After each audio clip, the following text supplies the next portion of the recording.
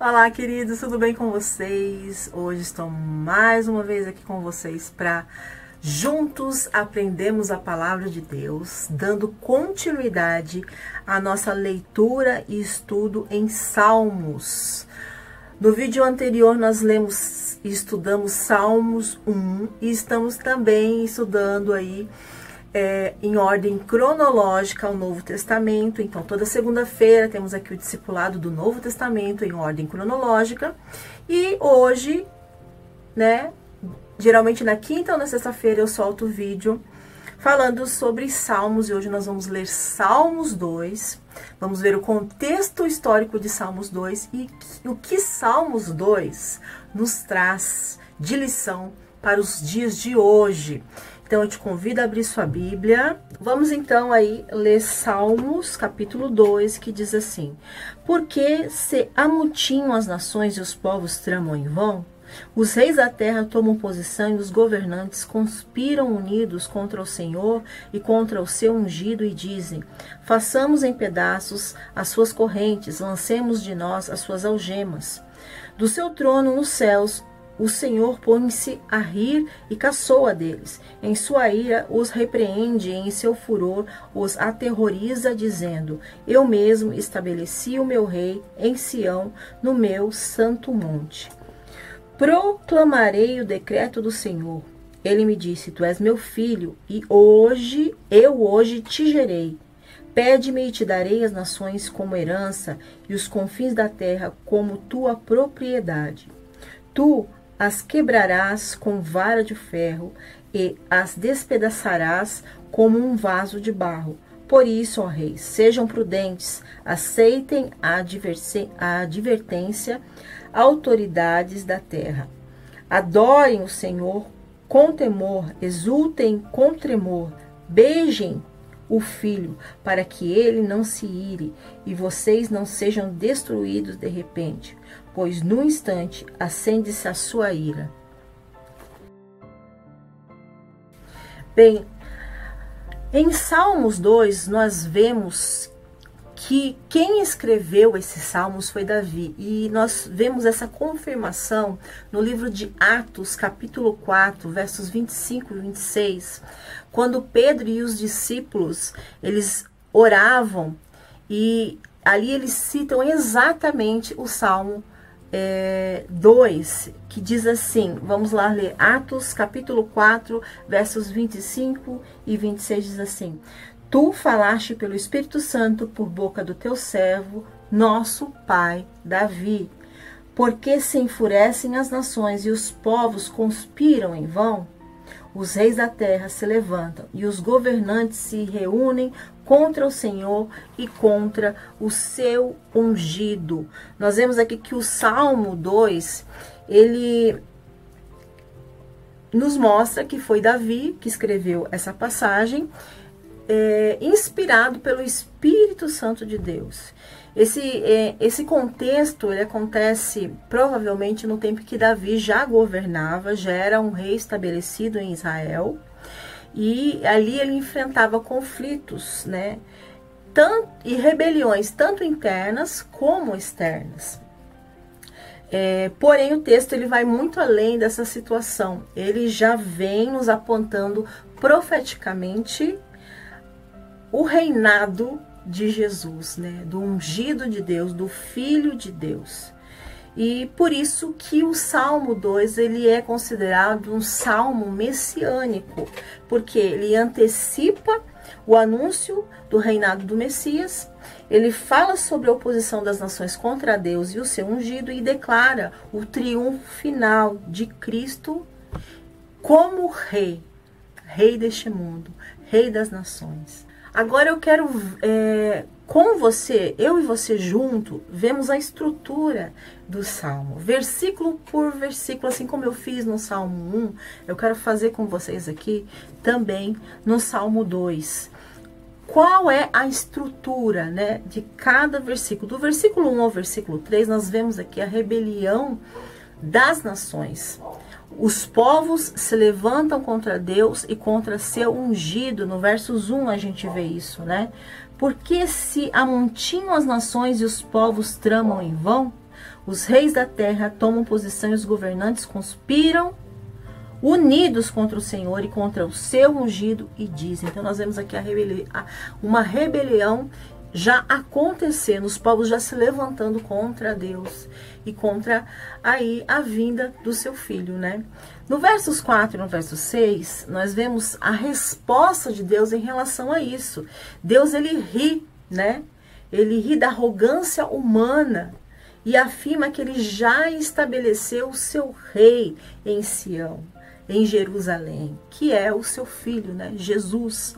Então ali nós já vemos a resposta de Deus no versos 4 e no verso 6, do versos 4 ao verso 6, que fala assim, ó, do seu trono, nos céus o Senhor põe-se a rir e caçoa deles.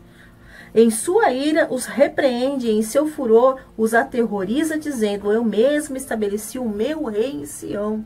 Então nós vemos aqui uma resposta de Deus do comportamento, das ações, né, em relação aí à vinda do Messias. Do verso 7 ao verso 9, nós vemos o decreto divino. Deus já proclamou como seu filho, né?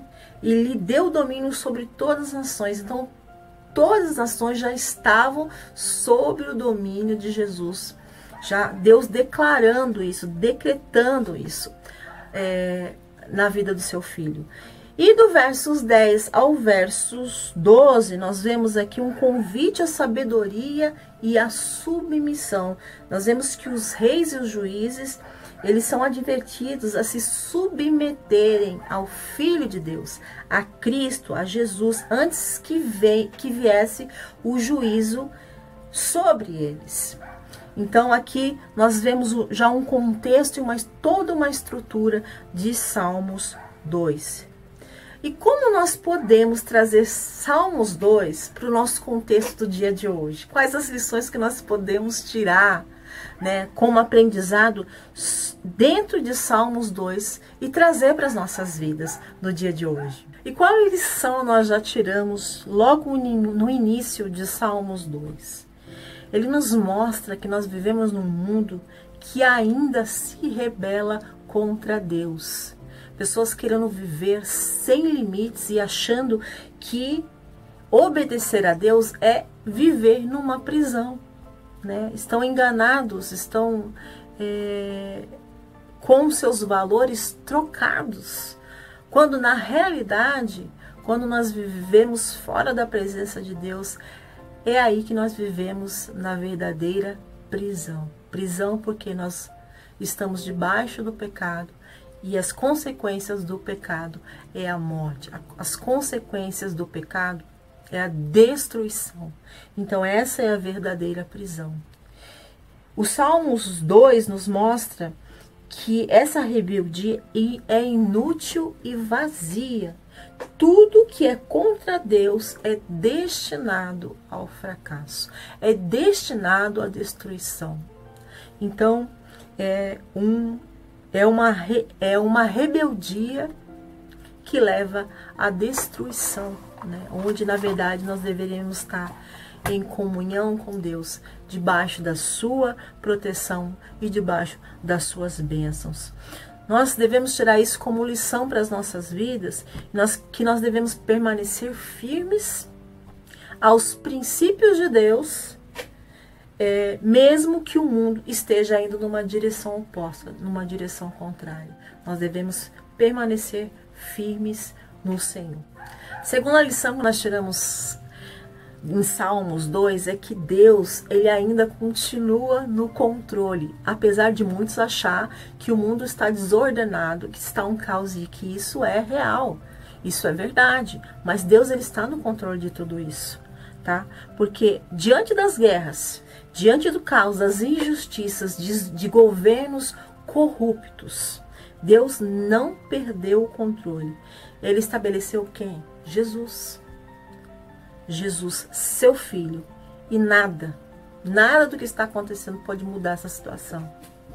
Pode mudar o que Deus decretou, o seu filho como Senhor, como Rei verdadeiro das nações.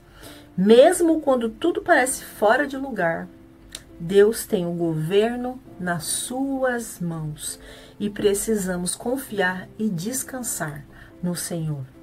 Terceira lição que nós tiramos de Salmos 2 é que Jesus é o Filho de Deus e Ele é o verdadeiro Rei.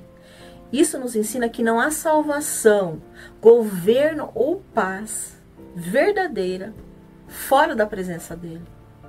Debaixo do seu reinado, debaixo do seu senhorio, nós devemos nos submeter às nossas vidas em Cristo Jesus e deixar que Ele governe nossos pensamentos, nossas decisões e atitudes.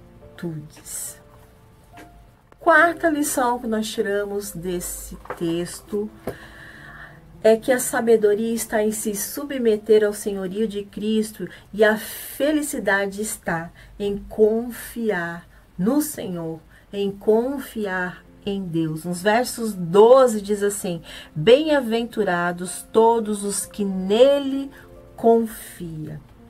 Em meio a um mundo cheio de medo e insegurança, o Salmo 2, ele termina com uma promessa poderosa para as nossas vidas, que a verdadeira felicidade não vem de circunstâncias, mas da confiança no Senhor. Então, se nós mantivermos nossa fé em Deus, nada, absolutamente nada, pode nos abalar. Então, os Salmos, ele tem muitas lições para nos ensinar, que nós devemos em todo o tempo estar debaixo do senhorio de Cristo e que Jesus é o nosso verdadeiro Senhor. O mundo pode se rebelar, mas Deus reina soberano. Jesus é o único Rei. A sabedoria se rende a Jesus. E a felicidade está em confiar no Senhor. Amém. Que Deus abençoe a sua vida. Espero que o Senhor tenha falado ao seu coração, que o Espírito Santo de Deus continue ministrando na sua vida e que você possa compartilhar esse vídeo para mais pessoas. Para essa pessoa que Deus colocou aí no seu coração, compartilhe esse vídeo para ela, para que o Espírito Santo de Deus fale na vida dela também. E eu te espero até o próximo vídeo, se Deus quiser. Um grande beijo, Deus abençoe a todos. Tchauzinho.